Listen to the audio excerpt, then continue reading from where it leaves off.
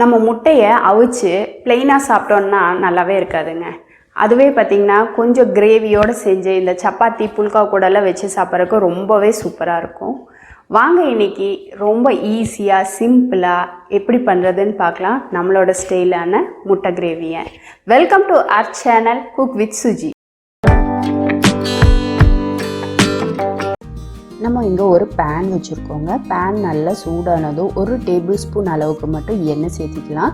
எண்ணெய் பார்த்திங்கன்னா நல்ல கொதிநிலைக்கெல்லாம் வரக்கூடாது, ஒரு கை பொறுக்கிற சூட்டில் இருந்தாலே போதும். இதில் ஒரு டீஸ்பூன் அளவுக்கு மிளகாய் பொடியும் கொஞ்சமாக லைட்டாக உப்பும் சேர்த்து இது ரெண்டையும் நல்லா கலந்து விட்டுடலாங்க. இது எதுக்கு பண்ணுறோன்னா, இப்போது நம்ம வேக வச்சுருக்க முட்டையை இதில் அவிச்சு எடுக்க போகிறோம், அதாவது ரோஸ்ட் பண்ணி எடுக்க போகிறோம். இது எண்ணெயும் அதிகமாக தேவைப்படாது. இந்த அளவுக்கு எண்ணெயில் நீங்கள் டோஸ்ட் பண்ணி எடுத்தாலே போதும். எண்ணெயை அதிகமாக சேர்த்திடாதீங்க. இப்போ இந்த முட்டையெல்லாம் ரெண்டாக கட் பண்ணி நமக்கு இந்த மஞ்சள் கரு இருக்கிற சைடாக பார்த்து உள்ளே ப்ளேஸ் பண்ணி வச்சுக்கலாங்க. இதுக்கு பார்த்திங்கன்னா நம்ம ஒரு 6 முட்டை அளவுக்கு அவிச்சு வச்சுருக்கோம். இது போல் ரெண்டாக கட் பண்ணி சேர்த்திடலாம். இந்த முட்டையை பார்த்திங்கன்னா இது போல் டோஸ்ட் பண்ணி சாப்பிட்றதுக்கே ரொம்பவே சூப்பராக இருக்குங்க. இது கூடவே நம்ம கொஞ்சமாக ஒரு இஞ்சி பூண்டு விழுது சேர்த்தி கொஞ்சம் குருமிளகு தூள் சேர்த்தினோன்னு வச்சுக்கோங்களேன், நம்ம வெறுமனே பிளாண்டாக இந்த அவிச்ச முட்டையை சாப்பிட்றதுக்கு கொஞ்சம் மசாலாவோடு டோஸ்ட் பண்ணி சாப்பிட்றதுக்கு ரொம்பவே சூப்பராக இருக்கும். இப்போ ஒரு சைடு குக் ஆகிடுச்சு. இப்போ அடுத்த சைடு நம்ம திருப்பி போட்டுடலாம். இந்த 2 சைடும் பார்த்திங்கன்னா நம்ம ஸ்லோ ஃப்ளேமில் வச்சு தான் ரோஸ்ட் பண்ணி எடுக்கணும். ஃப்ளேமை ஹை பண்ணிட்டீங்க அப்படின்னா முட்டை லைட்டாக வெடிக்க ஆரம்பிக்கும், அப்படியே நம்ம கையிலெல்லாம் எண்ணெய் தெரிக்கும். அதனால் ஸ்லோ ஃப்ளேமில் வச்சு 2 பக்கம் திருப்பி போட்டு எடுத்துக்கோங்க. இப்போ பார்த்திங்கன்னா நம்ம திருப்பி போட்டாச்சு. மேலெல்லாம் பாருங்கள் எந்தளவுக்கு நல்லா ரோஸ்ட் ஆகிருக்கு. அடுத்ததாக நம்ம இங்கே ஒரு பேன் வச்சுருக்கோம். திரும்பவும் இதில் ஒரு டேபிள் ஸ்பூன் அளவுக்கு எண்ணெய் சேர்த்திக்கலாங்க. இப்போ எண்ணெய் நல்லா சூடானதோ ஒரு 1/4 டீஸ்பூன் அளவுக்கு சோம்பும் ஒரு 1/2 டீஸ்பூன் அளவுக்கு கடுகு உளுத்தம் பருப்பும் சேர்த்திடலாங்க. இந்த சோம்பு கடுகு உளுத்தம் பருப்பும் நல்லா பொரிஞ்சு வரட்டும். அடுத்ததாக ஒரு 3-4 பல் அளவுக்கு பூண்டு எடுத்திருக்கோம். இதை நல்லா ஃபைன் சாப் பண்ணியிருக்கோம். இதையும் இந்த எண்ணெயோடு சேர்த்து நல்ல ஒரு பொன்னிறம் ஆற வரைக்கும் வறுத்துக்கலாங்க.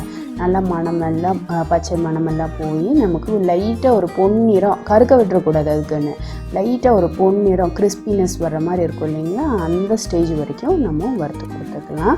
நமக்கு இந்த போல் வறுத்து கொடுக்கும்போது ஃப்ளேவரும் டேஸ்ட்டும் இதுக்கு நல்லாயிருக்கும். அடுத்ததாக நம்ம 2 பெரிய வெங்காயம் நல்லா ஃபைன் சாப் பண்ணியிருக்கோம், அதை சேர்த்துடலாம். இவ்வளோ இருக்குது.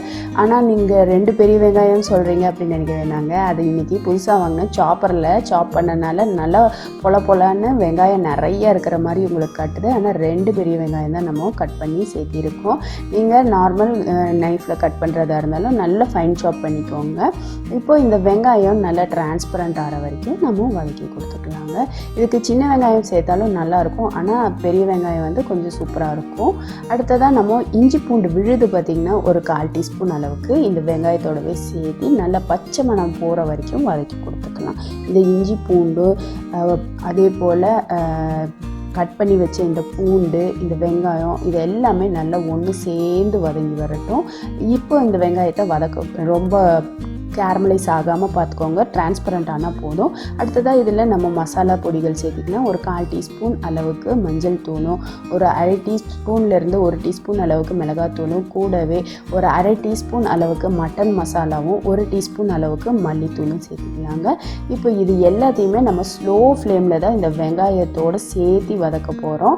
நம்ம ஃப்ளேமை ஹை பண்ணிடக்கூடாது, ஏன்னா நம்ம இதில் தண்ணி எதுவும் சேர்க்க கிடையாது. அந்த வெங்காயத்தில் இருக்கிற ஈரத்தன்மையில் தான் இந்த மசாலா பொடி எல்லாமே ஒன்று சேர்ந்து வதங்கி வந்துட்டுருக்கு. நம்ம ஃப்ளேமை ஹை பண்ணிட்டோம் அப்படின்னா இந்த மிளகாய் பொடியெல்லாம் கரிஞ்சு போயிடும். நம்ம ஃபஸ்ட்டு டோஸ்ட் பண்ணும்போதே பார்த்திங்கன்னா நம்ம ஃப்ளேமை நல்லா சிம்மில் வச்சு தான் நம்ம இந்த மிளகாய் பொடியெல்லாம் சேர்த்தோம். இப்போ இந்த மசாலா பொடிகளோட பச்சை மணமெல்லாம் கொஞ்சம் கம்மியானதும் நம்ம இங்கே ஒரு 2 பழுத்த தக்காளி, நல்ல பெரிய சைஸ் தக்காளியாக பழுத்த தக்காளியை நல்லா ஃபைன் சாப் பண்ணியிருக்கோம். இல்லை நீங்கள் பிசைஞ்சு விட்டுக்கிட்டாலும் சரி, இல்லை மிக்சரில் பேஸ்ட்டாக அரைச்சி எடுத்துக்கிட்டாலும் சரி. ஆனால் நம்ம இன்றைக்கி ஃபைன் சாப் பண்ணி தான் சேர்த்துருக்கோம். இப்போ இந்த வெங்காயத்தோடு சேர்த்து நல்லா கலந்து விட்டுருலாங்க.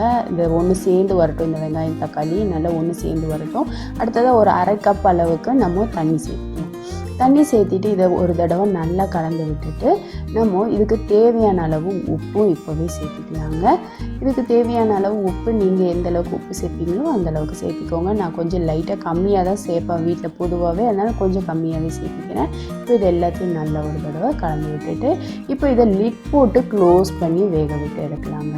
இப்போ இதை லிட் போட்டு க்ளோஸ் பண்ணி வேக விடும்போது நமக்கு எண்ணெய் எல்லாம் நமக்கு நல்லா தெளிஞ்சு வரும். அதுக்காக தான் நம்ம லிட் போட்டு ஒரு 2-3 நிமிஷத்துலேயே சீக்கிரமாகவே குக் ஆகி வந்துடுங்க. நமக்கு எண்ணெய் எல்லாம் நல்லா தெளிஞ்சு வந்துடும். இப்போ பார்த்தீங்கன்னா ஓப்பன் பண்ணி பார்த்தா நல்லா எண்ணெய் எல்லாம் தெளிஞ்சு வந்திருக்கு பாருங்கள்.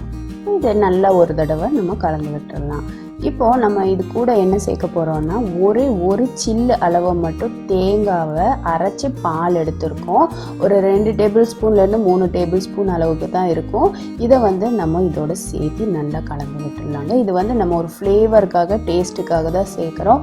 இல்லை நீங்கள் தேங்காய் பாலை ஸ்கிப் பண்ணுறதா இருந்தால் ஸ்கிப் பண்ணிக்கோங்க. ஆனால் அதுக்கு பதிலாக நீங்கள் தேங்காய் எண்ணெயை யூஸ் பண்ணிக்கோங்க. அப்போ உங்களுக்கு அந்த டேஸ்ட்டு கிடச்சிடும்.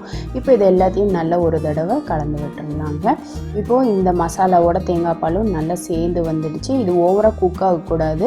இப்போ அடுத்ததாக நம்ம டோஸ்ட் பண்ணி வச்சுருக்கோம் இல்லைங்களா, இந்த முட்டையை எல்லாத்தையும் இந்த மசாலா மேலே அடுக்கி விட்டுறலாங்க. ஒன்று ஒன்றா அடுக்கி விட்டுறலாம். நான் சொன்னது போல் இந்த டோஸ்ட் பண்ண முட்டை பார்த்திங்கன்னா வெறுமனே சாப்பிட்றதுக்கு நிஜமாகவே ரொம்பவே சூப்பராக இருக்குங்க. இதுக்கு நீங்கள் ஒரு 6-7 முட்டை அளவுக்கு எடுத்தாலும் இன்னுமே சூப்பராக இருக்கும். நான் இன்றைக்கி பார்த்திங்கன்னா ஒரு 6 முட்டை அளவுக்கு தான் எடுத்திருக்கேன். இப்போ இது எல்லாத்தையும் மேலால் கோட் பண்ணி கொடுத்துடலாம். அந்த டோஸ்ட் பண்ண எண்ணெய் ஏதாவது மீதம் இருந்ததுன்னா அதுவும் இது கூடவே சேர்த்து விட்டுருங்க. இந்த முட்டை மேலே நம்ம இந்த மசாலா இருக்குது இல்லைங்களா, அதெல்லாம் அப்படியே கோட் பண்ணி விட்டுருங்க. கொஞ்சம் கொஞ்சமாக எடுத்து மேலே கோட் பண்ணி விட்டுட்டிங்க அப்படின்னா இனி ஒரு 5 நிமிஷம் வேகும் போது பார்த்திங்கன்னா நமக்கு அந்த மசாலாலாம் முட்டையில் நல்லா பிடிச்சி கொடுக்கும். டேஸ்ட்டும் பார்த்திங்கன்னா சூப்பராக இருக்கும். இப்போ இது எல்லாத்தையுமே மேலால் கோட் பண்ணிவிட்டு திரும்பவும் லிட் போட்டு க்ளோஸ் பண்ணி ஒரு 2-3 நிமிஷம் போல் வேக விட்டு எடுக்கலாங்க. இப்போ இது எல்லாத்தையும் நம்ம சென்டர் பண்ணிக்கலாம். இப்போ திரும்பவும் லிட் போட்டு க்ளோஸ் பண்ணி ஒரு 2-3 நிமிஷம் போல் வேக விட்டு எடுத்தோம். பார்த்திங்கன்னா திரும்பவும் எண்ணெயெல்லாம் நல்லா தெளிஞ்சு வந்திருக்கு. இந்த முட்டையெல்லாம் பாருங்கள் நல்லா மசாலாவோட கோட்டாகி நல்லா குக்காகி வந்திருக்கு. ரொம்பவே சூப்பராக ரெடி ஆகிருக்குங்க. இந்த முட்டை ரோஸ்ட் மசாலா பார்த்திங்கன்னா நமக்கு சப்பாத்தி கூட தோசையோட எல்லாம் வச்சு சாப்பிட்றதுக்கு ரொம்பவே சூப்பராக இருக்கும். வெறுமனே சாப்பிட்றதுக்கு கூட ரொம்பவே சூப்பராக இருக்குங்க. கடைசியாக கொஞ்சமாக கொத்தமல்லி தழையை தூவில இப்போ ஃப்ளேமாக ஆஃப் பண்ணிடலாங்க. கொஞ்சம் மசாலாவோட இந்த முட்டையை வச்சு இது போல் வச்சு சாப்பிடும்போது எம்மியாக ரொம்ப டேஸ்ட்டாக இருக்குங்க.